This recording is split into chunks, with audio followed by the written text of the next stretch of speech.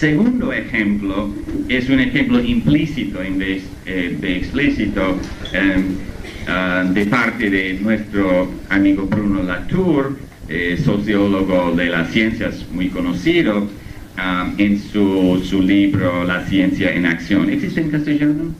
Sí, existe en castellano. Okay. La ciencia en acción. Y en este libro desarrolla 7 reglas del método para el sociólogo de las ciencias. He aquí la tercera.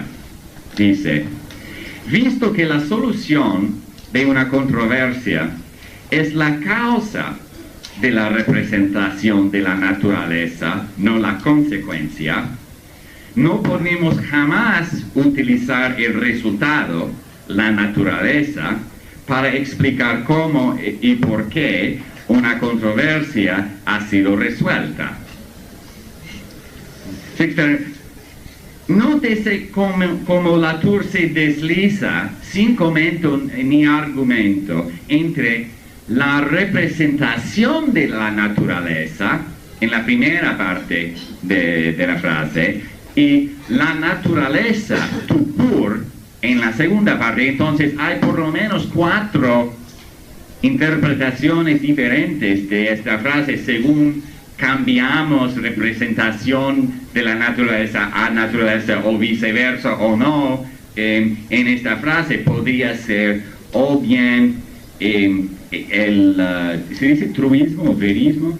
Truismo, que, bueno, las representaciones de la naturaleza, o sea, las teorías de los científicos, son el resultado de un proceso social y no podemos explicar la evolución y el resultado de este proceso social utilizando únicamente su resultado. Sería un argumento circular. Entonces esto es un truismo, pero no dice nada. La otra posibilidad, si tomamos esta frase en serio, dice que la naturaleza es el resultado de la solución de una controversia científica. Quiere decir que el mundo externo es creado por las negociaciones entre científicas, que un idealismo, no sé cómo lo llamaría, idealismo colectivo, es muy extraño. Hay muchas otras interpretaciones y es una pura ambigüedad. Bueno, hay otra interpretación que no es un truismo ni una falsedad evidente, que si a esta tercera regla del método aplicamos la primera regla de interpretación de los escritos académicos postmodernos, o sea, ninguna frase quiere decir lo que dice,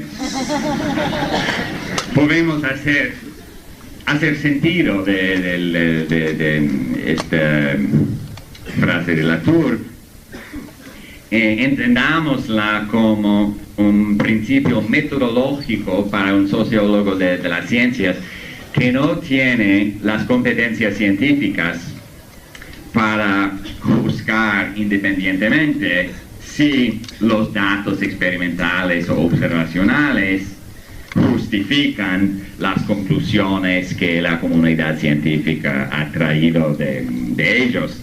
Bueno, en ese caso el sociólogo será reticente, por razones comprensibles, reticente de decir la comunidad científica llegó a la conclusión X porque el mundo es X.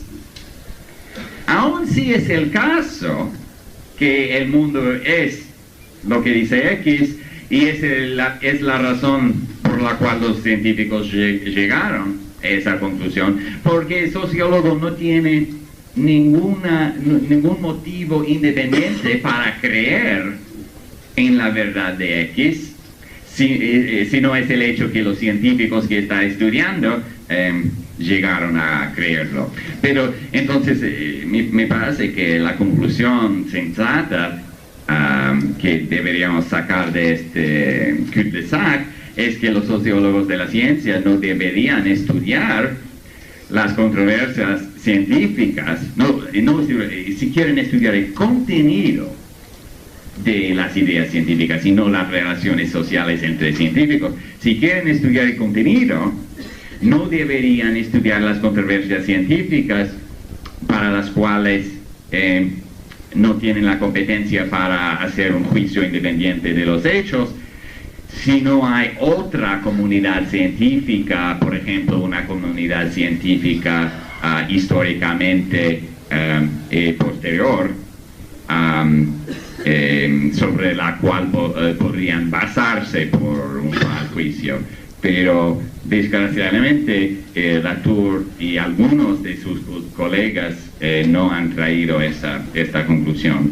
Ok, visto que el tiempo está muy limitado, voy a decir una cosa más y terminar. Creo que probablemente ustedes querrán profundizar en el tema del relativismo en la discusión, espero. Y quisiera hablar de las consecuencias, brevemente, de las consecuencias políticas del relativismo cognitivo.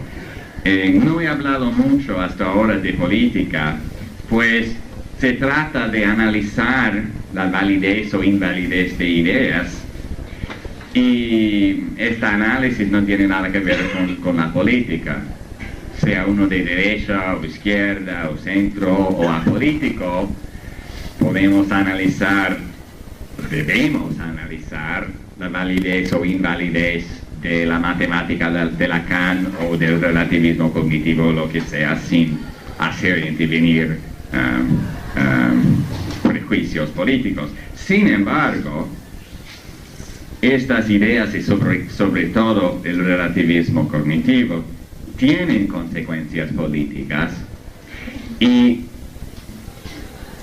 estas consecuencias constituyen en efecto mi motivación inicial y primordial para escribir la parodia, el libro, etc., intervenir en este debate. Me he preocupado al ver de un lado disparates, ideas vagas, ambiguas, y de otro lado relativismo cognitivo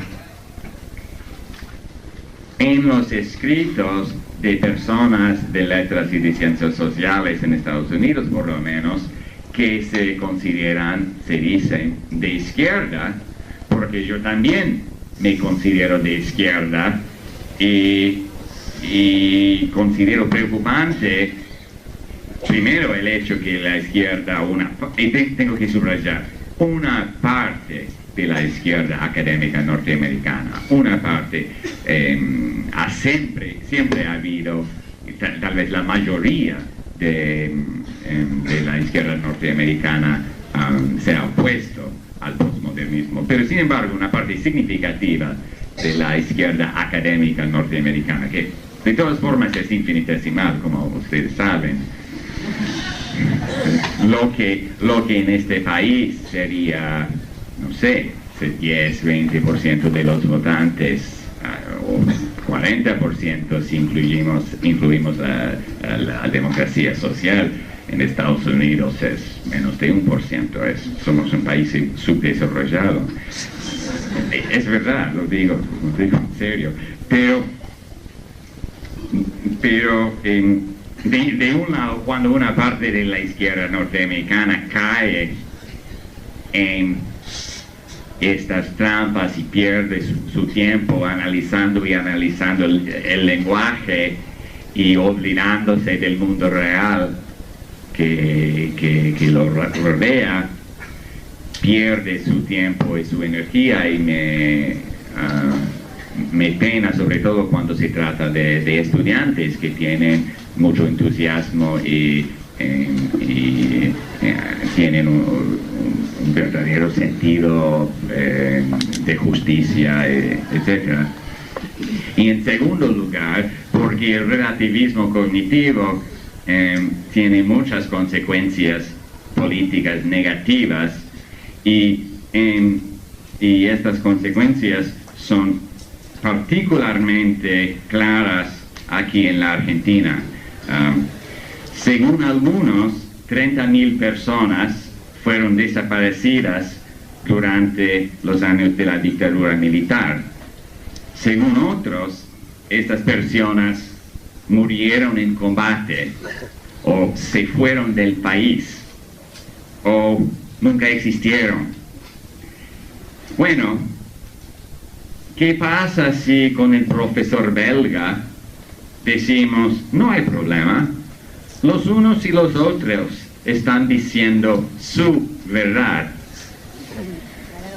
Pueden imaginar el problema.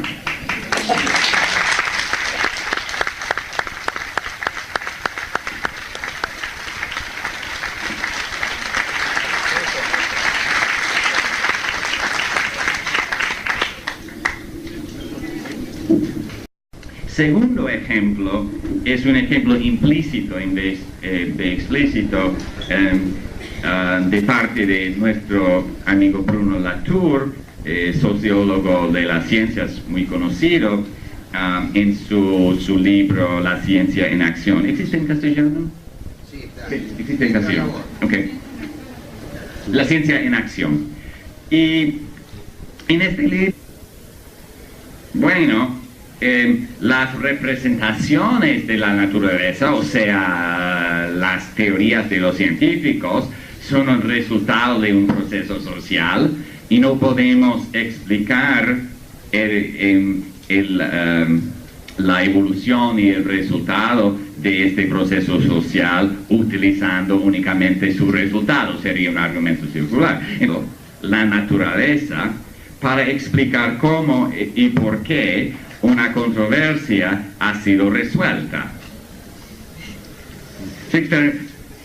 Nótese cómo Latour se desliza sin comentario ni argumento entre la representación de la naturaleza en la primera parte de la frase y Latour desarrolla 7 reglas del método para el sociólogo de las ciencias. Y aquí la tercera. Dice, visto que la solución de una controversia es la causa de la representación de la naturaleza, no la consecuencia, no podemos jamás utilizar el resultado. Naturaleza, tout court, en la segunda parte. Entonces hay por lo menos 4 interpretaciones diferentes de esta frase según cambiamos representación de la naturaleza a naturaleza o viceversa o no. En esta frase podría ser o bien ¿se dice truismo o verismo? Truismo, que